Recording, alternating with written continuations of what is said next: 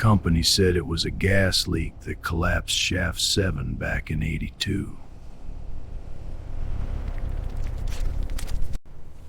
That was a lie bought with blood money.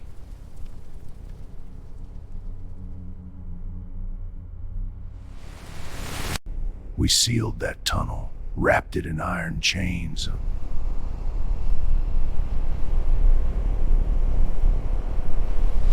And not to keep folks out.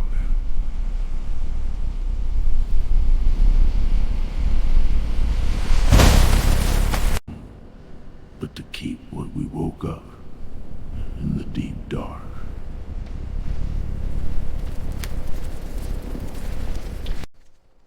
But last night, a group of city kids, urban explorers they call themselves, came looking for ghosts.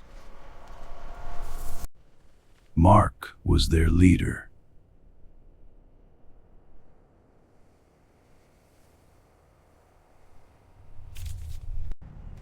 Thought his fancy helmet camera and heavy boots made him invincible.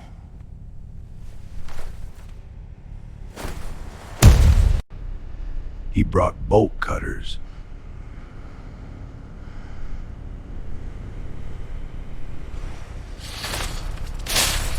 And went to a graveyard.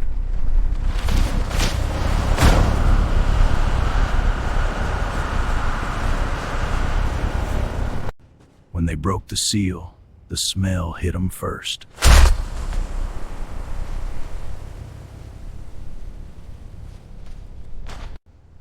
Not sulfur, not rot.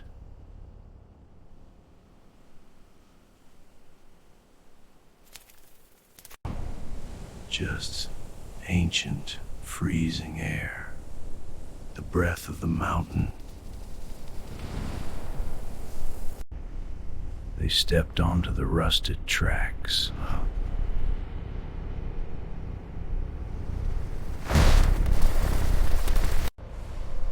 Turning their bright flashlights into the pitch black.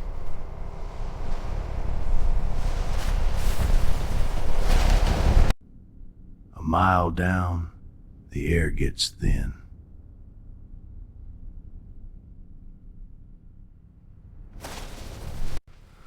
The darkness doesn't just surround you, but it presses against your chest.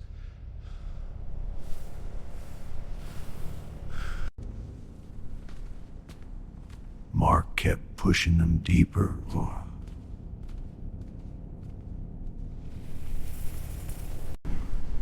Past the warning signs.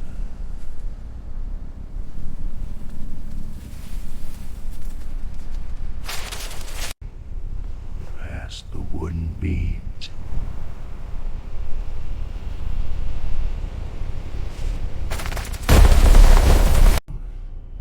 It looked like shattered ribs.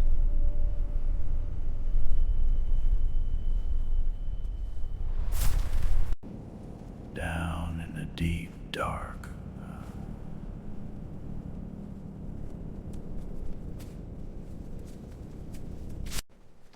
The sound plays tricks on you.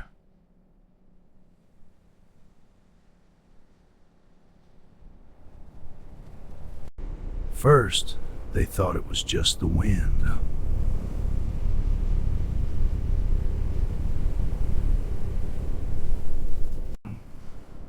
Whistling down the ventilation shafts.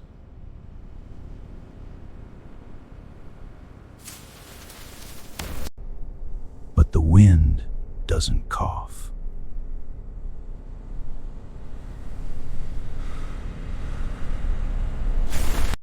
The wind doesn't sound like a man choking on coal dust.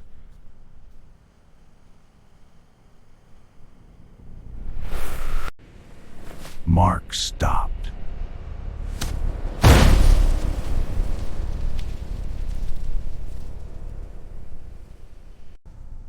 He told the others to hush.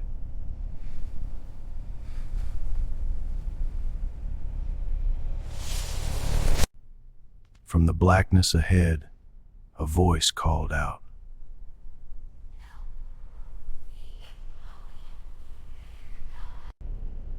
It sounded exactly like my dead brother Thomas. The exact same words he screamed the day the tunnel caved in.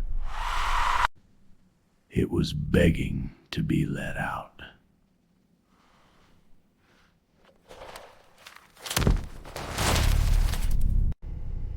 They panicked.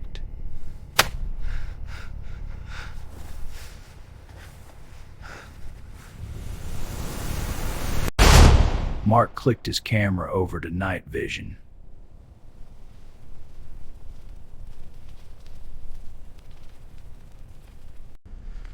Through that sickening green glow,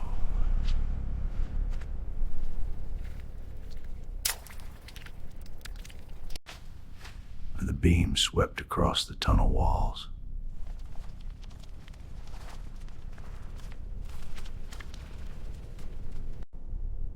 And that's when they realized the voice wasn't coming from a ghost.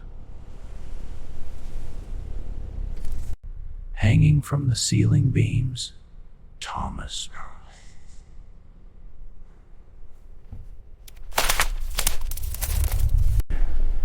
Crawling low on the rusted tracks.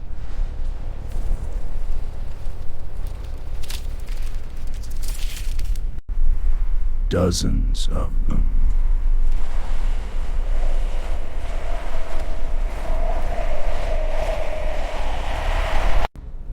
Pale, emaciated things with no eyes.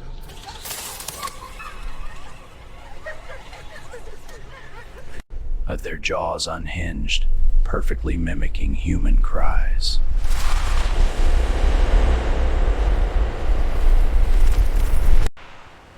They hadn't seen light in 40 years, but they could smell the fresh meat. The footage is pure chaos.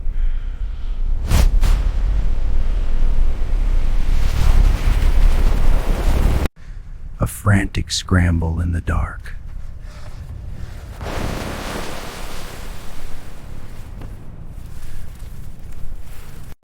You can hear the kids screaming, but the screams get swallowed by the dark.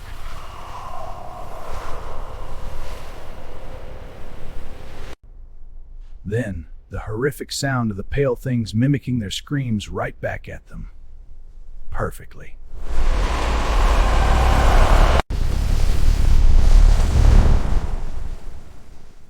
And that's when it went dark.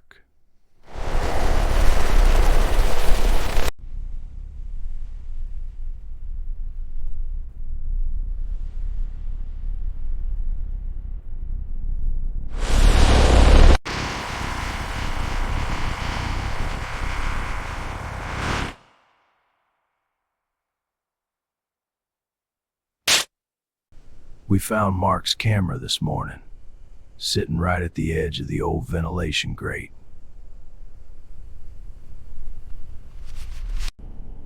There was no blood, just his yellow hard hat covered in deep scratch marks. So, if you're wandering the Appalachian hills and hear a cry for help from a hole in the earth, you turn your back and you pray to God it didn't learn your voice.